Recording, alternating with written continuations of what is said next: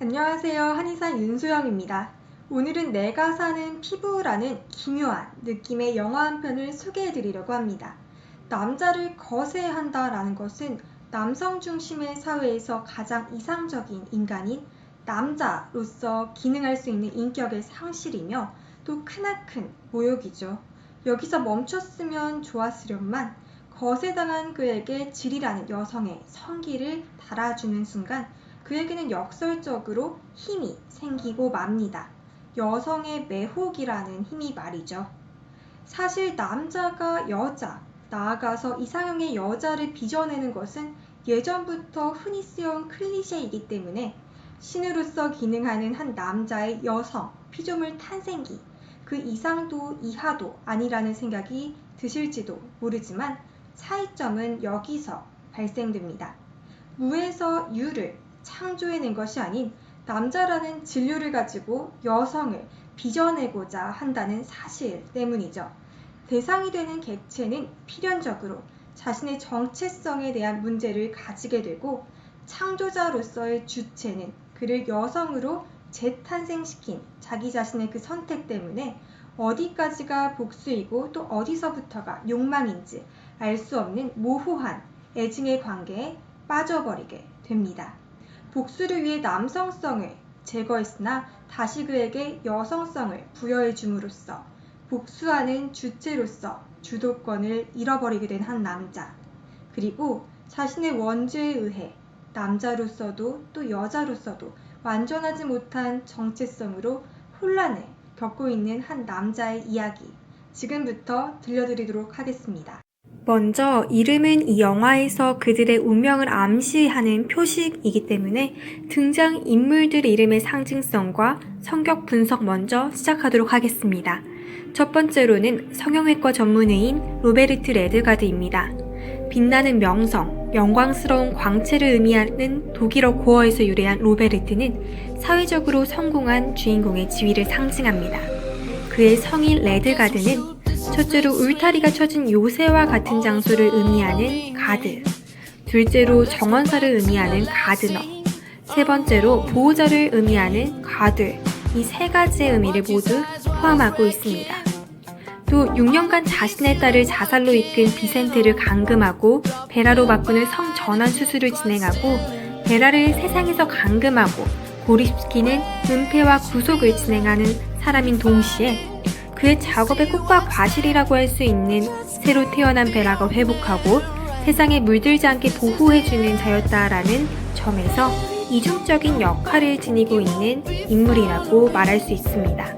즉, 로베르트 레드가드는 사회적으로 성공하여 명성을 지닌 사람이며 요새와 같은 곳에 살면서 그곳에 자신만의 에덴 동산을 보존하고 있고 그 낙원의 정원을 수호하는 보호자와 같은 역할을 하고 있다는 것을 이름을 통해 알 수 있습니다. 두 번째로는 로베르트의 딸 노르마인데요. 그녀의 이름은 규범, 법, 질서를 뜻하는 노모스에서 유래한 이름입니다.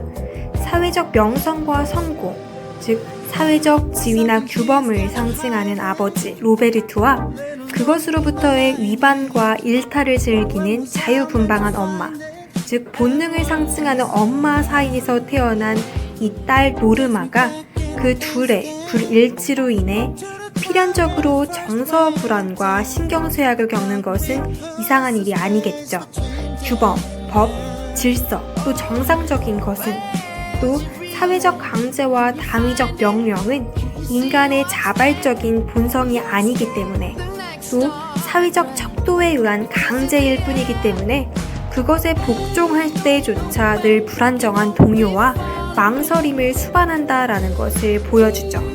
노모스, 즉 반듯함과 이성의 타자인 또 욕망의 소리와 육체의 유혹에 쉽게 이끌리고 흔들리면서도 자신에게 숙명인 규범의 준수에 대한 강박관념으로 인해 스스로 황폐화되는 딸임을 이름을 통해 잘 보여주고 있습니다. 규범의 준수에 대한 강박관념이 결코 정상이 아니라 비정상임을 잘 드러내주고 있죠. 마지막으로 영화를 보시며 알게 되시겠지만 비센테와 베라는 동일 인물인데요. 자신의 딸을 성폭행한 비센테를 아버지인 로베르트가 성전환시켜 베라로 새로 태어나게 한 것이었죠. 비센테는 승리자를 의미하는 빅토르에서 유래한 이름으로 여성을 유혹하여 정복하는 데 능한 카사노바, 로베르트의 딸을 강제로 정복했다는 점에서도 일맥상통한 이름입니다. 다음으로 베라는 진짜의 또는 진실이란 뜻을 가진 스페인의 여성형 명사입니다. 그런데 여기서 첫 번째 역설이 등장하는데요. 로베르트에 의해 남성성을 잃고 여성화되어 버린 비센테는 이제 승리자가 아닌 완벽한 패자로 보인다는 것이죠. 또 두 번째 역설은 로베르트가 비센테의 남성성을 완전히 말소하고 진짜 여자로 만들고자 진짜라는 뜻의 베라라는 이름을 붙여주었지만 그의 원래 존재나 DNA는 여전히 비센테라는 점, 그리고 이름은 실체가 되지 못한다는 사실이 역설적이죠. 필연적으로 비센테, 즉 베라는 주체의 위기, 그리고 성적 정체성의 혼란을 겪게 됩니다. 영화의 줄거리는 충격적이긴 하지만 크게 정리해보면 세 가지의 사건으로 나눌 수 있습니다. 사건 첫 번째, 아내가 불륜을 저지르다 사고로 불에 타 죽었다. 두 번째 사건, 딸이 강간을 당해 미쳐 죽었다. 세 번째 사건, 그래서 화가 난 남자가 딸을 강간하고 아내와 불륜을 저지른 범인, 이건 동일인물 소행인데요. 그 범인을 납치해 성전환 수술을 시킨 다음 그의 아내로 만들었다. 영화는 아내의 자살과 또 딸의 자살, 그 둘의 동일성을 획득하고 딸의 강간범을 딸이 아니라 아내의 형상으로 빚어내 소유하고자 하는 그의 욕망을 기이한 삼각형의 구조로 만들어 보여주고 있습니다. 말도 안 될 것 같아 보이는 이 줄거리도 나름대로의 개연성을 갖고 있습니다. 왜냐하면 이 남자는 아내와 딸이 모두 죽어서 정말 화가 났고 딸을 강간한 남자에게 복수하고 싶었으며 죽은 아내가 너무 그리웠기 때문이란 것입니다. 하지만 서로 다른 대상을 향한 이 상반된 감정들이 자기 소유의 어떤 여자를 향한 집념과 또 피부라는 자신의 전문 영역에 대한 집념으로 통일되면서 상상을 초월하는 기괴한 결과를 낳게 되었다는 것입니다. 내가 사는 피부라는 제목은 나와 내 피부, 즉 나와 내 육체의 불일치와 괴리를 내포하고 있는 제목인 것입니다. 겉으로 보이는 육체의 겉껍데기 아래 혹은 그 안에 그것과 구별되는 진짜 내가 있을 것이라는 생각, 바로 이 점이 몸과 마음에 관련된 모든 존재론적 문제의 출발점인 것입니다. 결국 나는 누구인가라는 이 철학적 담론의 논점은 칸트에 의해 크게 세 가지로 요약될 수 있습니다. 첫째, 나는 무엇을 알 수 있는가? 둘째, 나는 무엇을 해야 하는가? 셋째, 나는 무엇을 희망해도 되는가? 이 세 개의 질문은 나, 즉 인식 혹은 실천 주체와 관련되어 있으며 주체의 안정성을 전제로 논의되어야 합니다. 또 인간은 무엇인가라는 하나의 궁극적 문제로 수렴이 되는 것입니다. 인간의 오래된 철학적 질문 중 하나는 바로 나는 누구인가 혹은 인간의 본질은 무엇인가 일 텐데요. 인간을 이성적 존재로 파악했던 서양 철학의 전통과는 달리 현상학 이후의 현대 철학은 인간을 몸의 존재, 생성적 존재로 파악하고 있습니다. 그리고 오늘날 몸에 대한 담론 중 성의 문제는 주체에 관한 논의 중 가장 중심적이며 예민한 문제입니다. 알모도바르 감독은 이 작품에서 표면적으로는 자신의 딸을 강간하여 마침내는 자살하게 만든 한 청년을 납치해 강제로 성전환 수술을 시키고 완벽한 여자로 만든 세계적 성형 의사와 그에 의해 여자로 만들어지고 그에게 길들여진 사람의 애증과 복수를 다루고 있지만 궁극적으로는 바뀐 몸과 그로 인한 정체성의 혼란을 통해 인간의 본성은 만들어지는 것인지 본유적인지 하는 문제를 성찰하게 하고 있습니다.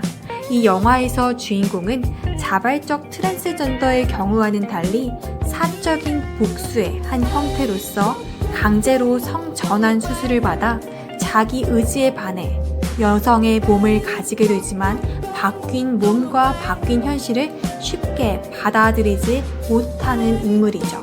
그렇지만 로베르트는 6년간의 재주체화를 통해 주인공이 여성을 받아들이게 하려 했으나 결국 몸과 주체의 불일치로 인해 파국이 야기되는 이 현실의 모습을 보여주고 있습니다.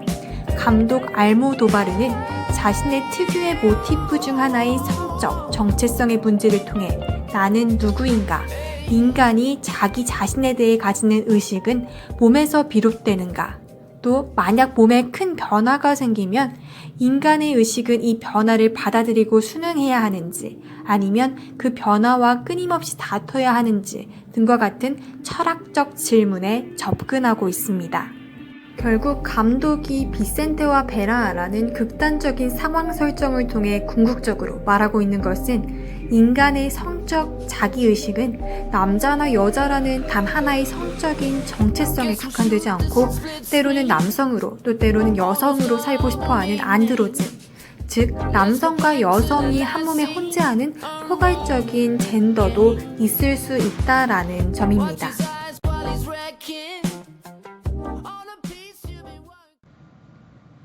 영화는 주체 혹은 정체성의 문제는 물론 복수의 아이러니에 대해서도 이야기하는데요.